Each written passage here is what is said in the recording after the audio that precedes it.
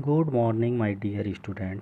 इस वीडियो में हम भारत की प्रायद्वीपीय नदी के बारे में पढ़ेंगे और समझेंगे।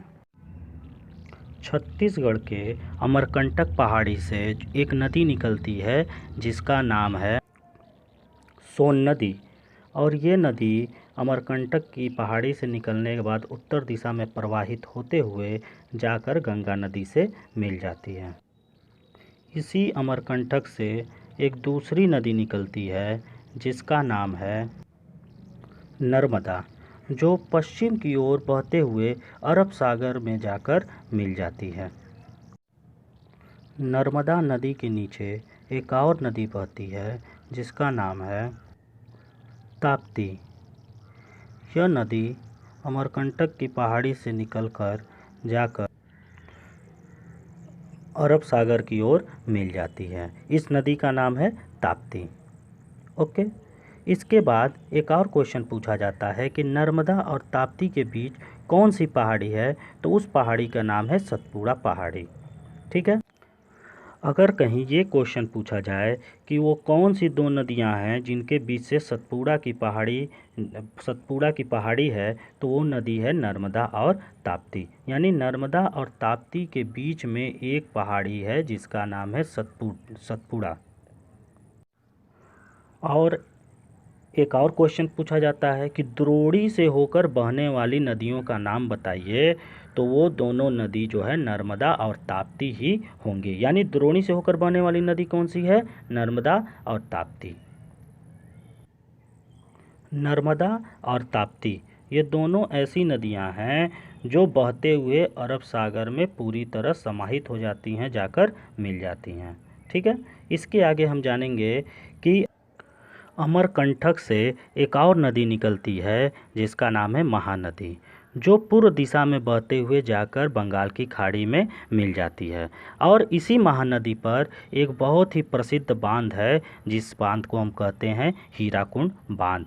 यह भारत का सबसे बड़ा बांध है। अगर आपसे पूछा जाए कि भारत की सबसे बड़ी बांध कौन सी है, तो उसका नाम है हीराकुंड, जो कि उड़ीसा राज्य में स्थित है।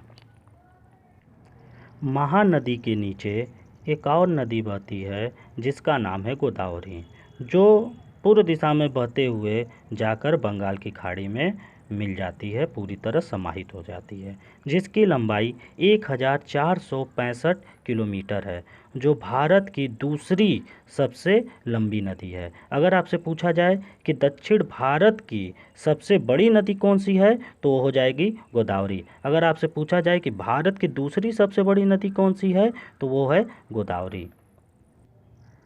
नेक्स्ट प्रायद्वीपीय नदी का नाम है कृष्णा नदी, जो बंगाल की खाड़ी में जाकर मिलती है, जिसकी लंबाई लगभग 1400 किलोमीटर है। यानी भारत की तीसरी सबसे बड़ी नदी कौन सी है? कृष्णा नदी है। ठीक है। इसी कृष्णा नदी से एक और प्रश्न पूछा जाता है कि वो कौन सा बांध है जो कृष्णा नदी पर है, तो उसका जवाब होगा नागार्जुन बांध।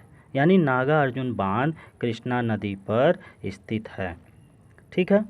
इसके बाद एक और क्वेश्चन पूछा जाता है, कृष्णा नदी के नीचे कौन सी प्रायद्वीपीय नदी है, तो उस नदी का नाम हो जाएगा कावेरी। यानी कृष्णा नदी के ठीक नीचे कौन सी नदी है?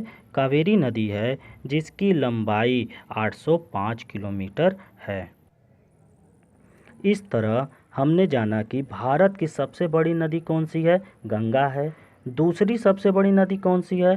गोदावरी है। और तीसरी सबसे बड़ी नदी कौन सी है? कृष्णा है। और चौथी कौन सी बड़ी नदी है, तो उसका नाम यमुना हो जाएगा।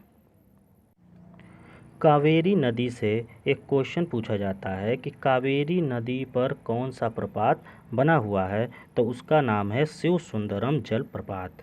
ठीक है।